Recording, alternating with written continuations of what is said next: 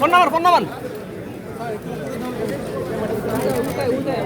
ভাই, আপনি পিছন ভাই, ভাই একটু নিচে হয় মোবাইল নাম্বার না কেন? মোবাইল নাম্বার ভাই মাঝখানে নিচে করেন ভাই।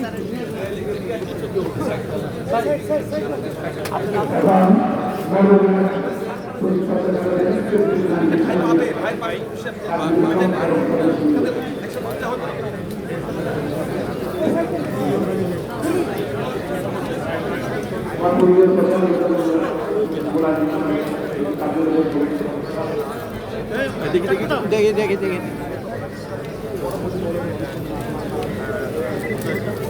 ঘুরাই দেন ভাই, এইভাবে ধরে ভাই, ধরে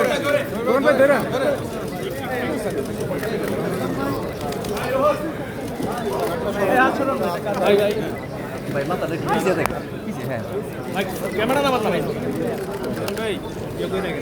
ফোনটা ভাই, ফোনটা আপনি পিছন দিকে মাথা আমার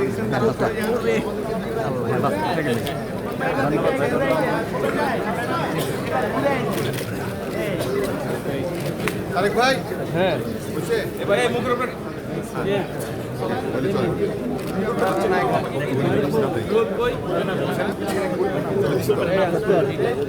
ভাই খুলবে। হাসান আরিফের মতো একটা সৎ বিজ্ঞ এবং আইনের ব্যাখ্যায় তিনি ছিলেন অত্যন্ত কৌশলী। তার কাছ থেকে আমরা জুনিয়র হিসাবে গত 40 বছর ব্যক্তিগতভাবে আমি অনেক শিক্ষা পেয়েছি এবং আমি সাহস পেয়েছি। তিনি অত্যন্ত উদার এবং মানবিক ছিলেন। তিনি সাধারণ মানুষের আইনঙ্গনে ন্যায় বিচারের ক্ষেত্রে অনেক গুরুত্বপূর্ণ ভূমিকা রেখেছেন। ব্যক্তিগতভাবে ঢাকেশ্বরী জাতীয় মন্দির সহ বাংলাদেশের যত দেবত্ব সম্পত্তি আছে সে বিষয়েও তিনি আইনি লড়াই করেছেন। সর্বশেষ তিনি ঢাকেশ্বরী জাতীয় মন্দিরের একজন আইন উপদেষ্টা হিসাবে আমাদেরকে সবসময় সহযোগিতা করেছেন এবং আশা করি তার যে অবদান সেই অবদান জাতি যুগে যুগে স্মরণ করবে।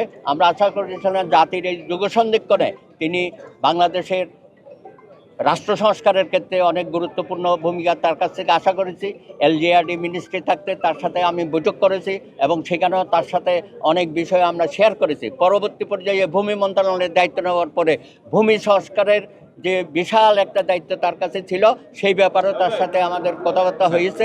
আশা করি তার যে রেখে যাওয়া অসমাপ্ত কাজ ভবিষ্যতে যারা দায়িত্ব পাবেন তারা এটা সমাপ্ত করবেন। যুগে যুগে হাসান আরিফকে এই দেশের মানুষ স্মরণ করবে। কই যায় ঠিক আছে।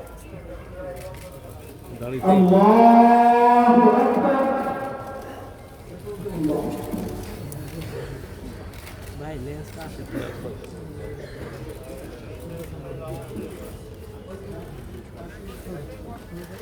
একজন রেখা দিলাম আর একজন এনে ফট করে সামনে দাঁড়িয়ে গেল। আল্লাহু আকবার। আসসালামু আলাইকুম ওয়া রাহমাতুল্লাহ। আসসালামু আলাইকুম ওয়া রাহমাতুল্লাহ। সাজিয়ে নিয়েছেন রাম সাহেব, সাজিয়ে নিয়েছেন। এটা তো আসলে আমাদের জন্য খুবই বেদনাদায়ক এবং আমাদের জন্য খুবই কষ্টের ব্যাপার। কারণ আপনারা হয়তো জানেন যে আমাদের দলের যে নিবন্ধনের মামলাটা ছিল, উনি ছিলেন আমাদের মামলার প্রধান আইনজীবী। তো আমরা যখন লাস্ট কোর্টে ওনার অ্যাপিয়ার করার কথা, সেই সময় আন্দোলন শুরু হলো, আমরা আর কোর্টে অ্যাপিয়ার করতে পারেন নাই। পরে যখন উনি উপদেষ্টা হিসেবে শপথ নিলেন, বঙ্গভবনে আমার সাথে দেখা হওয়ার পরে প্রথম আলাপ আমি বলেছিলাম যে স্যার আপনি তো এখন আর আমাদের মামলাটা দেখতে পারলেন না। তো উনি বললো যে অসুবিধা নেই, তোমাদের মামলার গ্রাউন্ড খুবই ভালো, সুতরাং আমি মনে করি যে রোলটা তোমরা পাবে, আমি আশা করি। এরপরে যখন আমরা রুল পেলাম, পরে আমার সাথে চিফ অ্যাডভাইজার রফিক সোনার দেখা হয়েছে। সর্বশেষ আমার মনে পড়ে যে ওনাকে বুকে জড়িয়ে ধরেছিল উনি, এবং উনি পেছনে গিয়ে দেখলাম যে উনি নামাজ পড়ছেন চেয়ারে বসে বসে। আমি বলছিলাম যে আপনি এই বয়সেও এখনো এত স্লিম, তো আসলে মানে ওনার এই মৃত্যুটার জন্য আমরা প্রস্তুত ছিলাম না, যদিও এই মৃত্যু মানুষের কোনো সময়সীমা নাই। তো এটা আমাদের দেশের আইন অঙ্গনের জন্য অত্যন্ত বিরাট একটা বিপর্যয় আমি মনে করি ওনার মৃত্যুটা।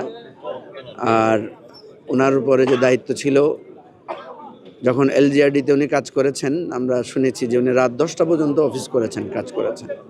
তো এরকম মানুষ আমাদের ইতিহাসের অংশ, উনি চলে যাওয়াটা আমাদের জন্য অনেক বড় ক্ষতি। তবে ইতিহাস ওনাকে স্মরণ রাখবে।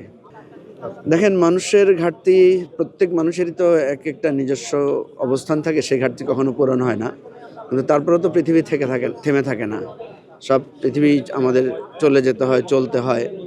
তো কোনো না কোনো এক সময় গিয়ে হয়তো সেই ঘাটতি পূরণ হবে, কিন্তু সহসা সেই ঘাটতি মনে হয় না যে পূরণ হবে আর কি।